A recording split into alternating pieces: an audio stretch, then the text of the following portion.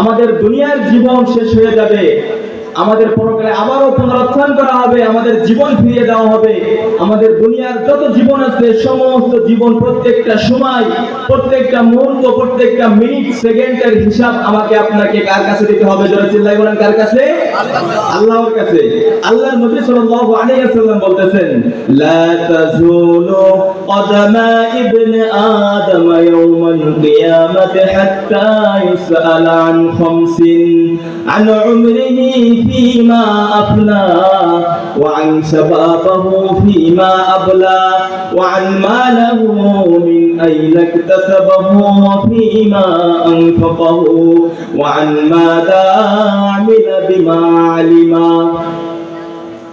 কাল কিয়ামতের ময়দানে মানুষেরা যতক্ষণ না পর্যন্ত 5টা প্রশ্নের উত্তর না দিতে পারবে ততক্ষণ পর্যন্ত একটা মানুষ তার আপন জায়গা থেকে বিন্দু মাত্র সরতে পারবে না। 5টা প্রশ্নের উত্তর না দেওয়া পর্যন্ত কোন মানুষ, যখন কিয়ামত কায়েম হয়ে যাবে এমত অবস্থায় সমস্ত মানুষ তার আপন স্থানে স্থানে দাঁড়ায় থাকতে হবে অনন্তকাল। কোন কোন রিওয়ায়াতের মধ্যে আছে 40,000 বছর দাঁড়ায় থাকতে হবে, কোন কোন রিওয়ায়াতের মধ্যে আছে আর অনেক অনেক দীর্ঘ সময় ধরে এই একটা জায়গাতে আমাকে আপনাকে দাঁড়ায় থাকতে হবে। আল্লাহ পাক রব্বুল আলামিন আল্লাহর নবী সাল্লাল্লাহু আলাইহি ওয়াসাল্লামের মাধ্যমে জানাই দিতেছেন, যতক্ষণ না পর্যন্ত একটা মানুষ তার 4টা প্রশ্ন বা 5টা প্রশ্নের উত্তর না দিতে পারবে ততক্ষণ পর্যন্ত তার আপন জায়গা থেকে এক কদম সরতে পারবে না। আন উমরিহি ফিমা আফনা, 1 নম্বর প্রশ্ন হলো আন উমরিহি ফিমা আফনা, তুমি তোমার সারা জীবনকে কোন কাজে ব্যয় করছো বান্দা? আজকে তুমি আমার কাছে হিসাব দাও, হিসাব দাও। আমি আপনি কত সময় গল্প গুজব করে অনর্থক ভাবে আমি আপনি কাটাই দিতেছি। নামাজ পড়তেছি না, ইবাদত বন্দেগী করতেছি না, আল্লাহর অবাধ্য হইতেছি। এই সমস্ত বিষয়ে কাল কিয়ামতের ময়দানে আমাকে আপনাকে আল্লাহর দরবারে হিসাব দেওয়া লাগবে। যদি আমি আপনি এই সমস্ত বিষয় হিসাব দিতে না পারি তাহলে আমার আপনার ওই কিয়ামতের ময়দানে এক কদম আমি আপনি সরতে পারবো না, জান্নাতেও যাইতে পারবো না। 2 নম্বর প্রশ্ন হলো ওয়ান শাবাবাহু ফিমা আবলা, বান্দা তুমি তোমার যৌবনকালকে কোন কাজে ব্যয় করেছো? আজকে তার হিসাব তুমি আমার কাছে দাও। সারা জীবনের একটা হিসাব নেওয়া হবে এবং যৌবনকালকে আলাদাভাবে আরেকটা হিসাব নেওয়া হবে। কারণ কি?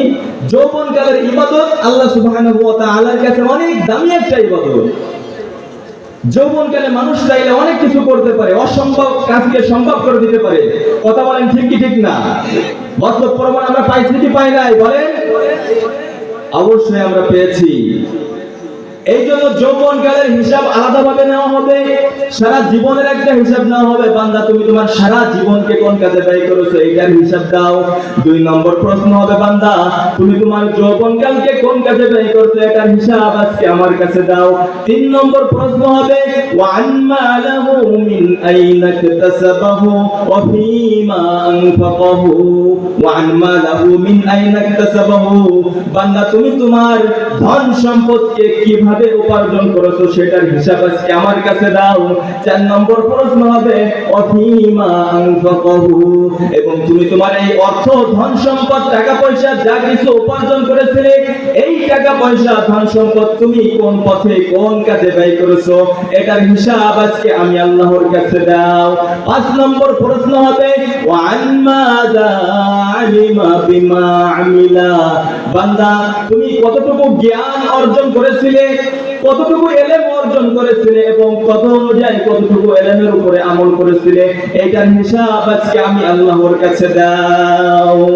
পারবো কি দিতে আমি আপনি 5টা প্রশ্নের হিসাব? 5টা প্রশ্নের উত্তর কি দিতে পারবো? ধরে বলেন পারবো? 1 নম্বর যে প্রশ্ন এটাতেই তো আমি আপনি ধরা খেয়ে যাবো। সারা জীবনের যে একটা হিসাব এটা আমি আপনি কিভাবে দেব?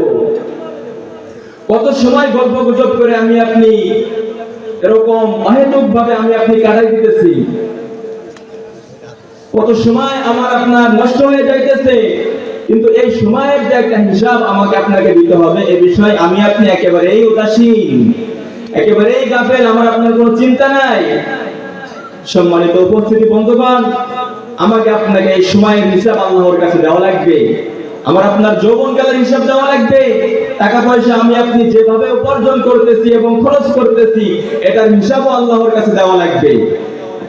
এবং আমি আপনি যতটুকু জ্ঞান এলেম অর্জন করেছি, এই জ্ঞান অনুযায়ী এলেম অনুযায়ী আমাকে আপনাকে আমল করতে হবে। যদি আমি আপনি আমল না করতে পারি, কাল কিয়ামতের ময়দানে আল্লাহর কাছে আমাকে আপনাকে কাঠগড়ায় দাঁড়াইতে হবে। জোরে চিল্লায় বলেন ঠিক কি ঠিক না? এই জন্য আমাকে আপনাকে খুব হিসাব করে দুনিয়াতে আমাকে আপনাকে পা ফেলাইতে হবে, যে আমি আপনি কি করতেছি, কোন পথে হাঁটতেছি এবং আমি কি করতেছি, আমার এই কাজের উদ্দেশ্য কি, এই কাজের শেষ ফলাফলটা কি হবে, এটা আমাকে আপনাকে সর্বদাই মনে রাখতে হবে। মনে রেখে নিয়েই আমাকে আপনাকে সামনের দিকে আগে